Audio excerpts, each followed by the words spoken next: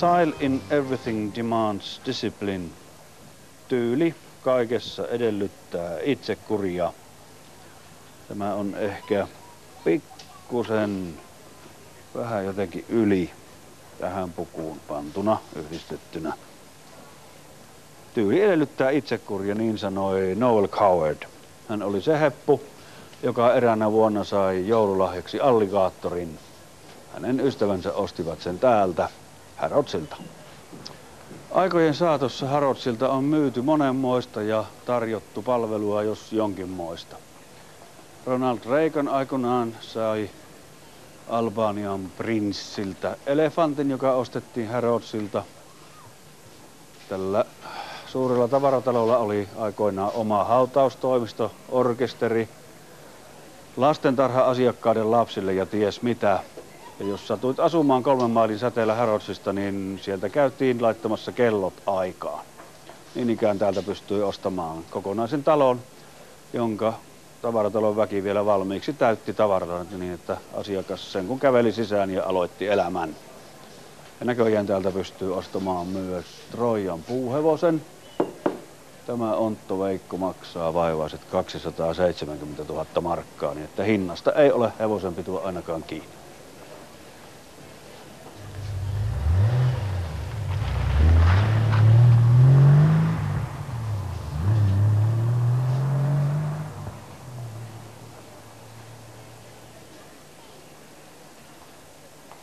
Ferrari Testarossa. Yksi erikoisimmista leluista, mitä Harrodsilta löytyy. Tässä on pelti on lasikuidusta. Tuolla konepellin alla on oikea kone. Tällä pääsee 50, joku semmoinen 8-9-vuotias lapsi tällä voisi ajella. Hintaa on vaivaiset 429 000 markkaa. Pikkusen punnan kurssista riippuen. Melkoisen mukava lelu. Mistä tulikin mieleen muuan miljardöörijuttu. Onassis ja Niarkos sattuivat tapaamaan Rolls-Royce-kaupassa ja kumpikin päätti ostaa Rolls-Royce Cornishen. Kassalla sitten Niarkos sanoi, että minäpä maksan nämä molemmat. Mutta Onassis sanoi, että ei. Viimeksi sinä maksoit ruuat, nyt minä maksan nämä. Reilu jätkä. Suuri ihminen ja suuri valtiomies Mahatma Gandhi sanoi kerran, Apne karm kia ja utna mahatvapon nahie jitna ki apka karm. On samantekevää mitä teet, mutta on tärkeää, että teet sen.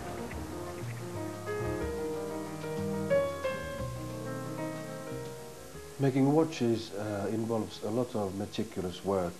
But not everybody working in a watch manufactory works with wheels and pinions and springs. Meet Mr. Miklos Merzel. Bonjour. C'est très belle ça. Qu'est-ce que vous faites exactement ici? Je utilise des boîtiers reverso qui sont émaillés. Oui. Et sur laquelle il y a des dessins qui sont apportés. En fait, je fais une reproduction des tableaux ou des photos sur la boîtier reverso, donc le côté opposé du cadran. L'émaillage consiste à d'abord préparer une boîtier spécialement, déposer plusieurs couches d'émail sur cette boîtier. Plusieurs fois, il passe au four, cette pièce. Ensuite, on peut commencer le dessin sur cet émail blanc qui donne la base, comme sur cette pièce. Et le dessin, c'est le plus important, c'est ça qui demande le plus de temps de travail, à peu près 70% du temps de travail pour une pièce. Ensuite, la pièce, il passe encore au four, et pour terminer, tout est recouvert avec de l'émail transparent, et cet émail transparent protège la pièce. Ensuite, il y a un polissage de surface, etc. En résumé, voilà l'émaillage. Et pour le tout, il faut plusieurs semaines de travail, car une pièce, il peut passer de 15 à 20 fois au four. Et donc, ce qui est le plus long, comme j'ai dit, c'est le dessin. Chacune pièce, c'est unique. En général, ils sont tous différents, même si je fais le même modèle plusieurs fois, ils sont tous un petit peu différents parce que à chaque fois, je recommence une pièce. Je travaille sur une seule pièce à la fois, donc c'est toujours différent. Combien de peuples dans le monde ont la même profession que vous? C'est une profession qui est relativement disparue. C'est surtout en Suisse qu'il y a quelques émailleurs en miniature qui exercent encore, parce que c'est une technique qui était surtout élaborée à Genève. Donc en Suisse, il y a 3 personnes qui continuent encore à travailler sur ce type de spécialité. Quel type d'images vous préférez? Ben, jusqu'ici, ce que j'ai fait le plus, c'est les images d'Alphonse Mucha. Moi, c'est ce que je préfère. En décoration, c'est très très joli. Mais j'aime bien aussi les photographies, les portraits. C'est quelque chose que j'apprécie beaucoup. Et qu'est-ce que vous pensez pendant que vous travaillez? En général, l'attention est toujours absorbée par le dessin. Ce que je pense toujours, c'est ici et maintenant, faire le mieux possible ce que je suis en train de faire. Les petits détails que je suis en train de faire, c'est ça qui attire mon attention. C'est très prenant. Même si j'ai fait une pièce plusieurs fois, à chaque fois, l'attention est complètement concentrée sur la pièce.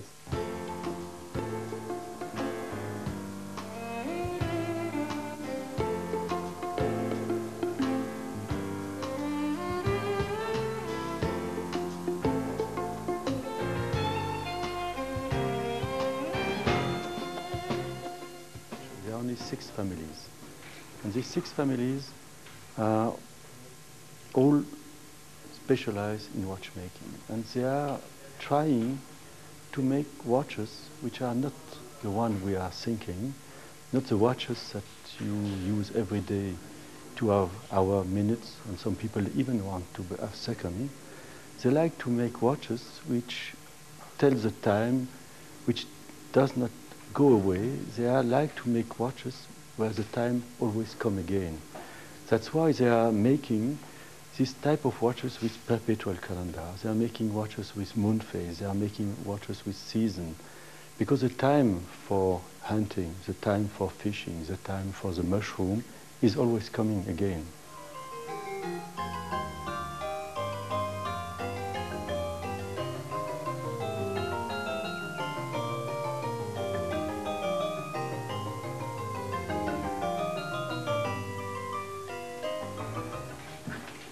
Hullut miettii kaikenlaista.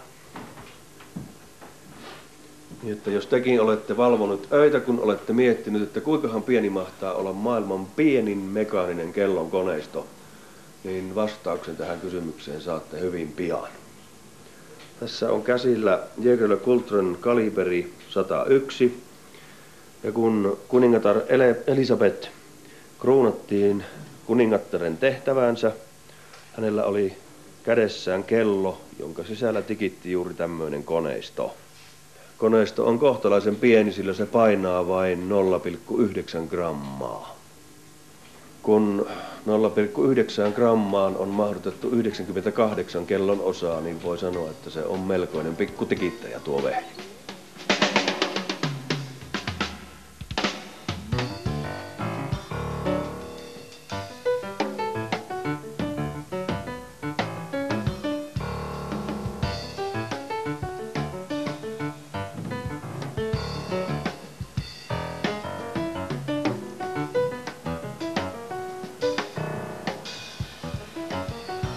Lajitoverit, jospa mahtaisin meille kotiin tässä jonakin päivänä semmonen pieni ukko, jolla on suklaatuutinmallinen hattu ja kädessä semmonen taikasauva, jossa on tähti päässä. Ja se sanoisi, että esitäpäs televisio-ukko toivomus, kerta sinulla on syntymäpäivät tulossa, että saat toivoa ihan mitä hyvänsä, niin ei tarvitsisi minun kovin kauan miettiä. Minä toivoisin, että saisin tämmöisen vempeleen.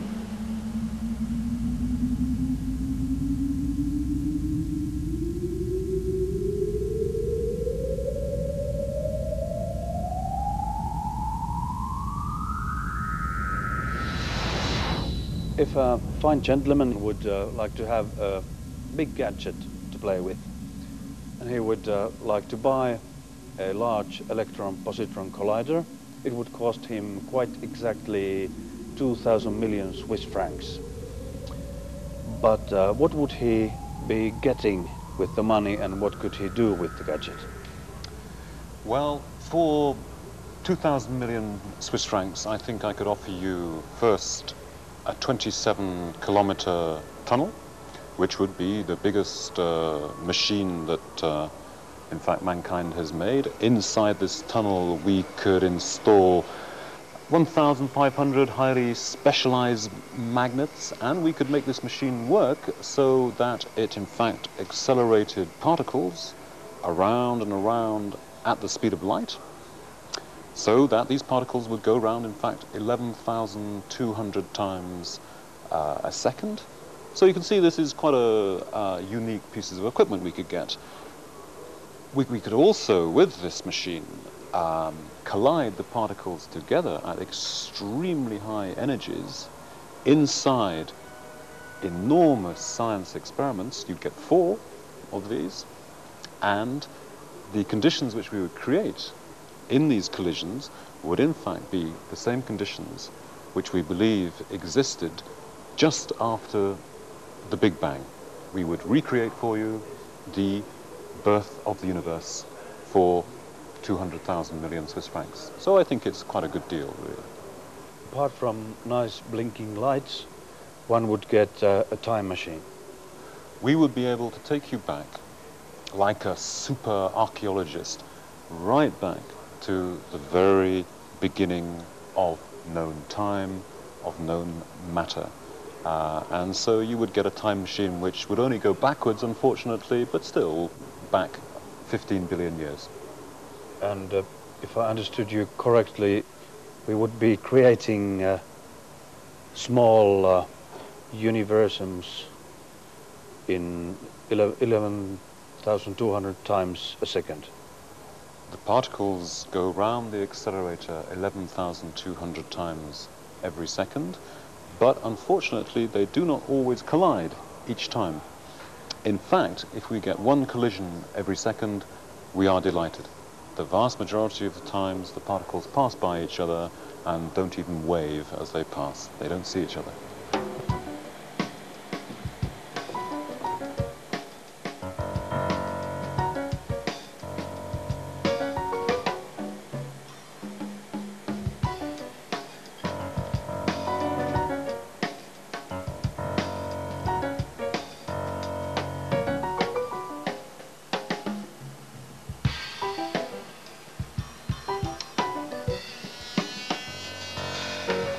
Tämä on mittatilaustyönä tehty ja melkein joka osa on vieläpä sitten valmistettu käsityönä.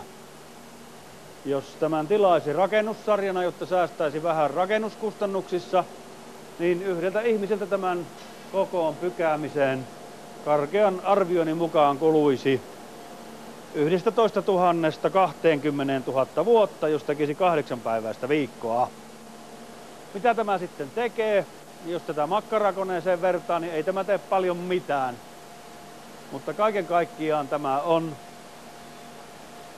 hienoin viritys, mikä on milloinkaan minun eteläpohjalaisten silmieni verkkokalvoille tallentunut. Tämä on jokaisen miehen sisällä asuvan pikkupojan toiveviritys, mekaaninen ihme. Kaikki tärkeät osaset täällä ovat oikeilla paikoillaan yhtä tarkasti kuin sveitsiläisessä kellossa. Ja pannaan merkille, että tämä nyt sentään on pikkusen suurempi kuin kello, koska tämä on sentään 27 kilometriä pitkä kone. Ei sitä tarvitse hävetä, vaikka ihminen olisikin insinööri tai Nobel-fyysikko. Monilla on vielä huonommin. CERNin hiukkaskiihdytin sijaitsee kyllä maan alla, kuten Hitlerin bunkkeri, mutta ei samoista syistä. Fyysikot eivät yhtään häpeä tai piilottele työtään täällä, vaan syklotrooni on 100 metriä maan alla siksi, että se ei häiriintyisi niin helposti. Vehje kun on kuulemma niin tarkka, että sen kalibrointiin vaikuttaa jopa Alppien kasvuvauhti, joka on huima 1 millimetri 100 vuodessa. Tiettävästi yksi hullu kysyy enemmän kuin 10 viisasta ehtii vastata. CERNissä työskentelee noin 9000 viisasta, eli he ehtinevät vastata kattavasti ehkä noin 500–800 hullun kysymyksiin, joista omat kysymykseni ovat vain naurettavan pieni osa. The thing is not running at the moment. I suppose I would be quite dead if it were running. Well, quite dead. No, you wouldn't be dead.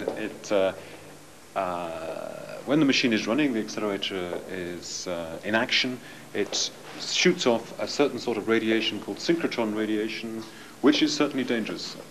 And we make absolutely sure that nobody gets in here. It's impossible to get in here when the accelerator is running. However, it would not kill you. It would simply give you a dose of radiation, which is certainly not healthy.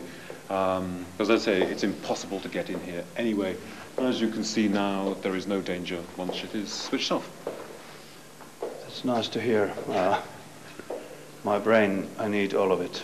No radiation, please.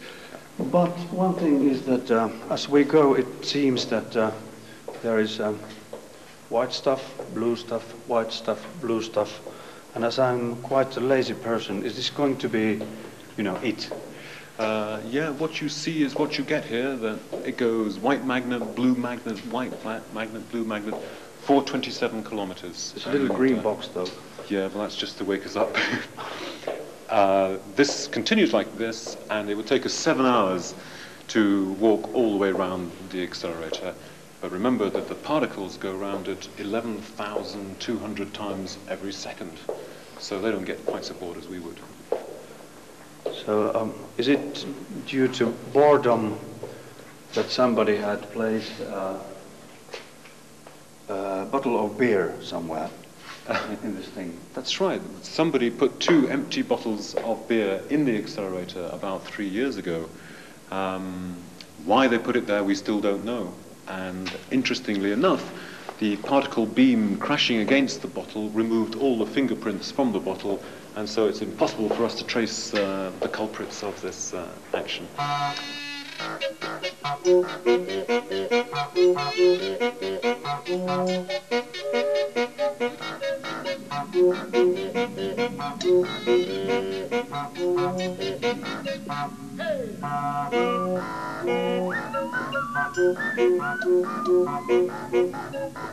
Here we go.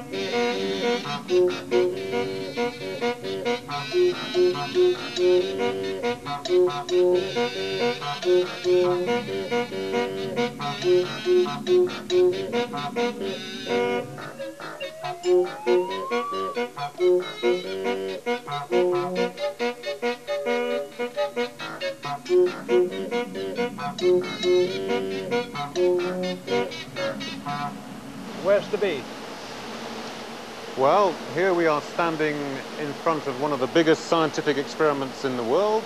and inside this enormous piece of equipment, the particles which we accelerate finally crash together.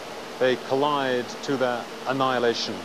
And this collision between the particles inside this piece of equipment recreates the same conditions that existed in the Big Bang at the birth of the universe.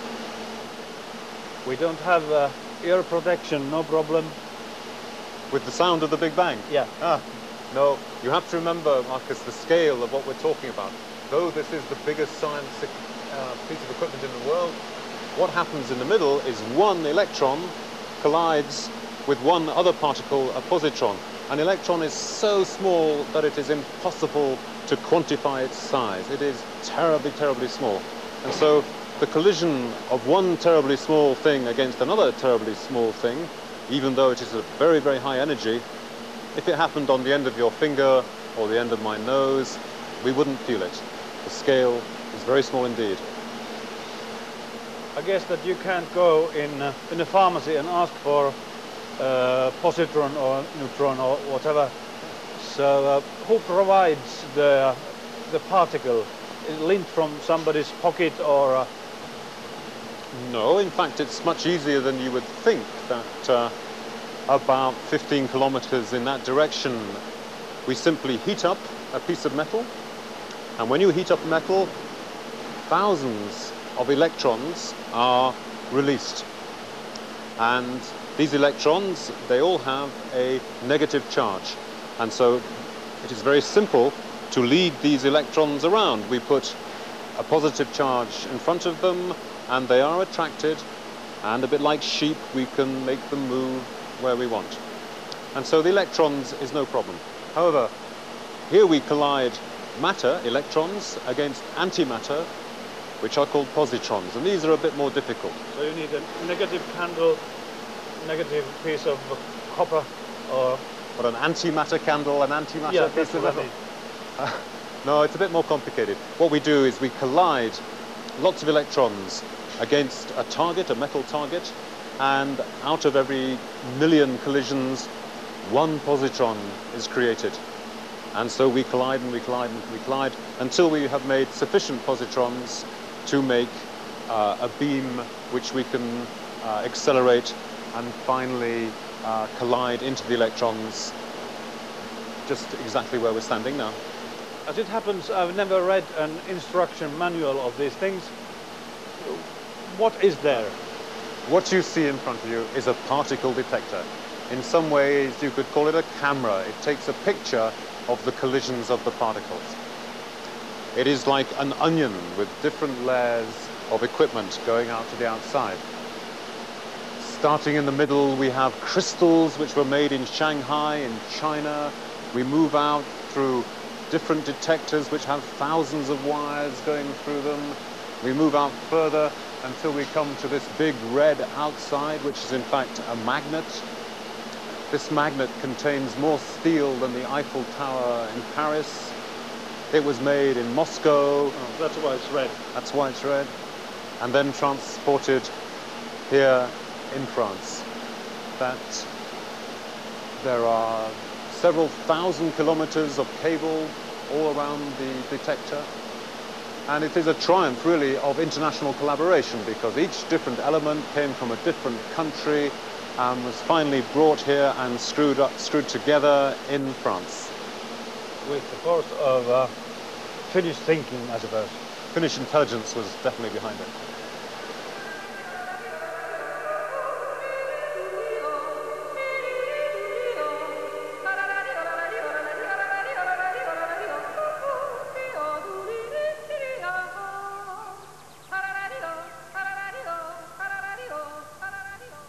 Quel est pour vous le sens de la vie?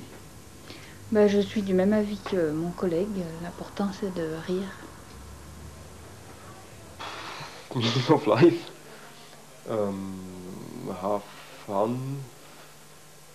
Well, there's a lot of pleasure, love. Have a good time, enjoy yourself before you die. Well, we have to do the best we can with where we're placed with what we're doing. And then we go on for better things after death. The meaning of life. I think it's getting from birth to death and enjoying everything in between. I think it's not so much to be successful, it's to be useful, to serve, because that in itself is immensely rewarding, to be able to help. There are few things as satisfying as achieving or being able to help someone else in duress. Mankind has many questions, physical questions that need and deserve an answer. For example, you know that Einstein's famous formula E equals mc squared, which formula is used a lot here in CERN. If we could play with that formula any which way we want, so that we could convert matter perfectly to energy, then 1 kilo of matter, of any matter, of water or ice or lint from your pockets or coconuts or yogurt, 1 kilo of any matter would take a car 12,500 times around the globe. It's true that there are spin-offs from the research at CERN. For example, if we can exploit E equals mc squared perfectly, this could provide energy. But that is not the real reason why we're working here. There are 9,000 people here who have a passion which is probably philosophical more than anything else. This is to try and understand where all the matter in the universe comes from, how it was created, and perhaps more importantly, why it was created. That at each stage in the history of civilization, mankind has developed models to explain why the universe works, and we can see that at each stage this model has been a little bit inaccurate. We do not know if our model we have today with the Big Bang expanding universe is correct or not. CERN is the ultimate tool mankind has to test our reality of the universe.